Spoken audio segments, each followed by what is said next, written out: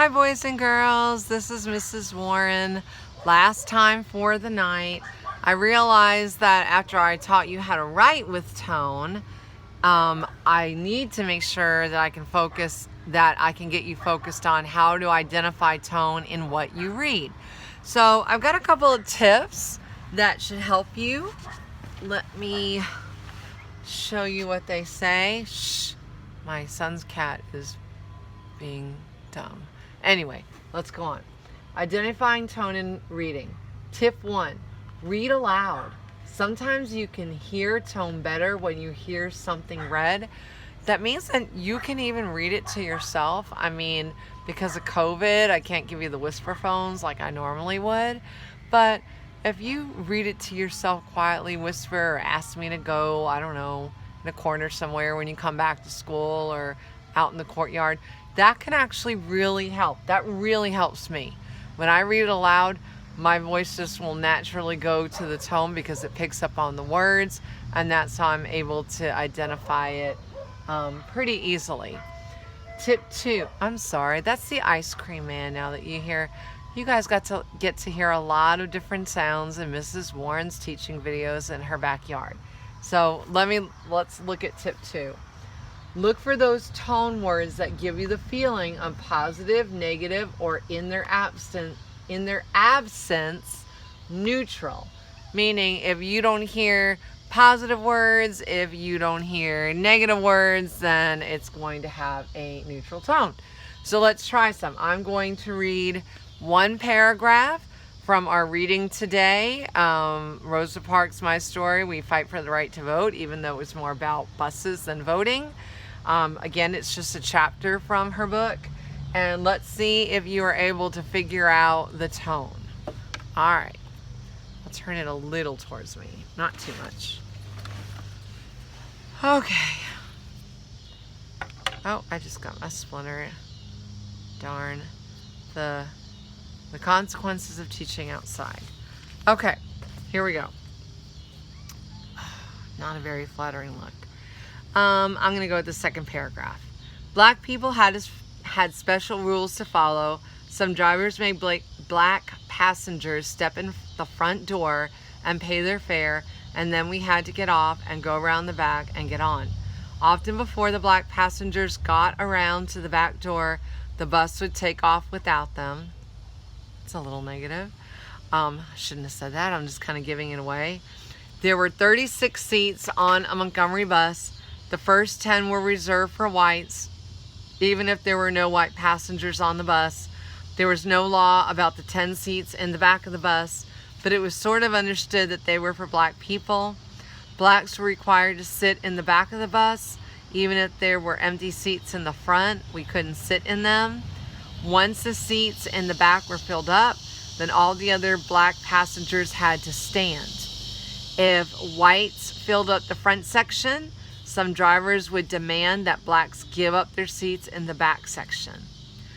Okay, at first I started out thinking that this was going to kind of be neutral, but then there were actually a lot of words that made it negative. So let's see some of them. Okay, so in the third sentence it says the bus would take off without them. Okay, that's pretty negative if your bus takes off and you're not on it. So I'm going to put the word without on our teaching charts. I'm going to do it in red since it's negative. Why is red a negative color? It's not really. I just picked it because I had 3 markers, one black, one blue, one red, and I said, oh, let me just make red. All right, so negative, let's say without them.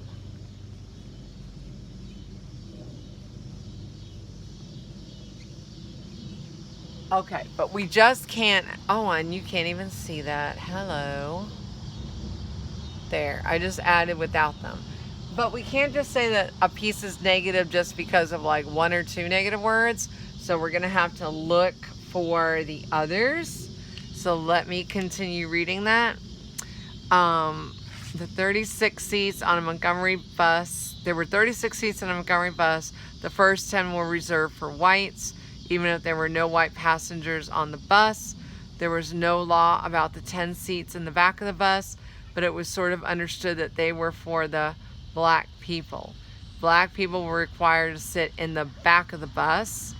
Even if there were empty seats in the front, we couldn't sit in them. Okay, so I think the "we couldn't" is pretty negative.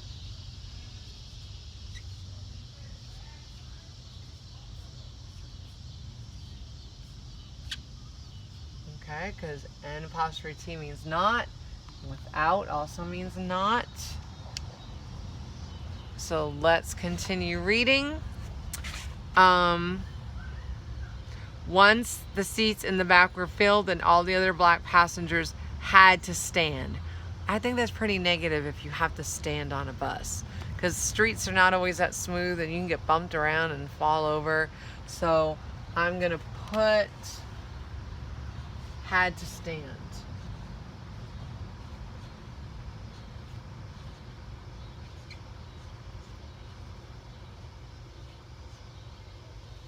Okay. All right. Let's see. And then it ends up with, once the seats in the back were filled, then all other black passengers had to stand. Okay, I already read that. If whites filled up the front section, some drivers would demand that blacks give up their seats in the back section. So I think give up seats is pretty negative.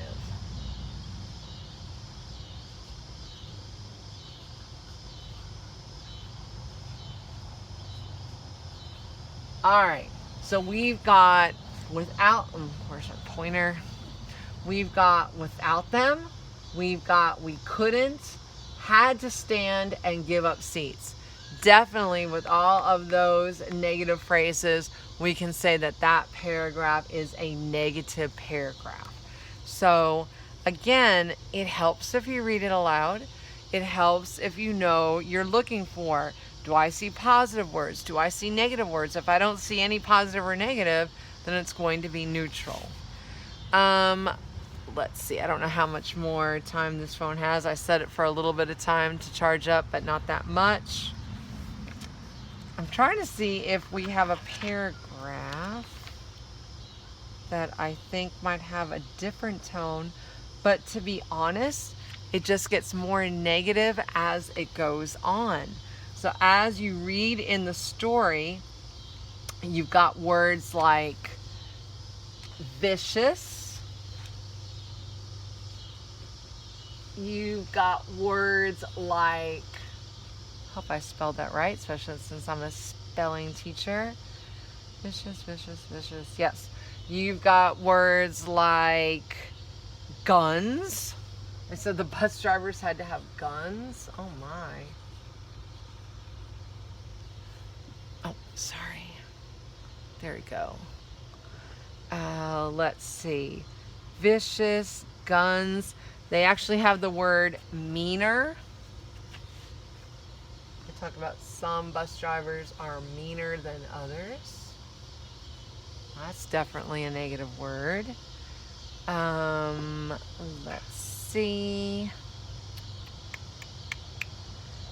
Looking, I'm doing what we call skimming and scanning, so I'm letting my eyes quickly go over the text, and I'm looking, I know what I'm looking for. I'm looking for negative words. It says not all of them were hateful, but that means that some of them were hateful, because it didn't say no one was hateful.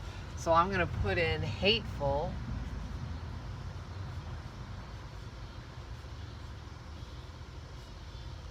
Okay. All right. I mean, wow. Yeah, this just gets it gets increasingly negative as you go along. I mean, my goodness, there's enough up there as it is. I'm skimming through the last paragraph. Oh, that's right. Oh, okay. The dialogue. Okay, you guys earlier this year, it was like about a week or two ago, You learn the word dialogue, although I'm still not convinced that all of you understand what dialogue is.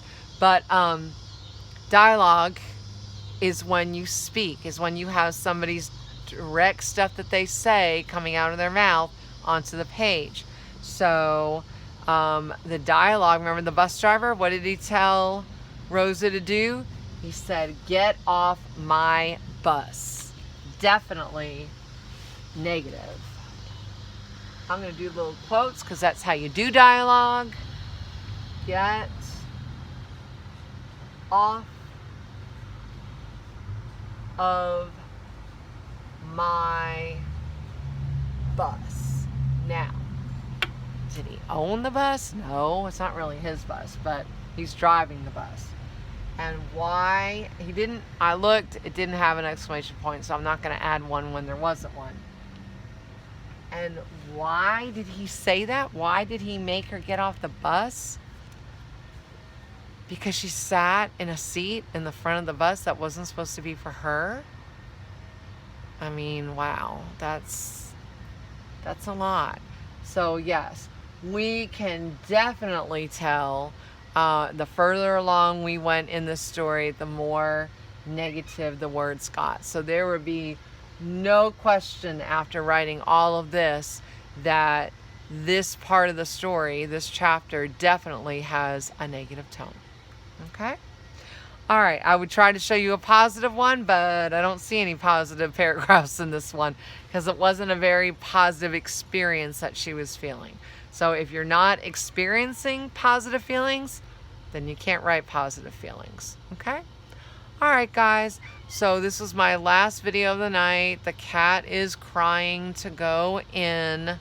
All right, Tink, I'll get you in. I don't know. She just cried to go out. I don't understand cats. I understand dogs better, but just like gotta deal with cats since I don't have any dogs left. Anyway, that was a side note.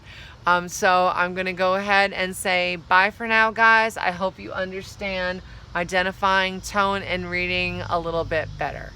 Bye-bye.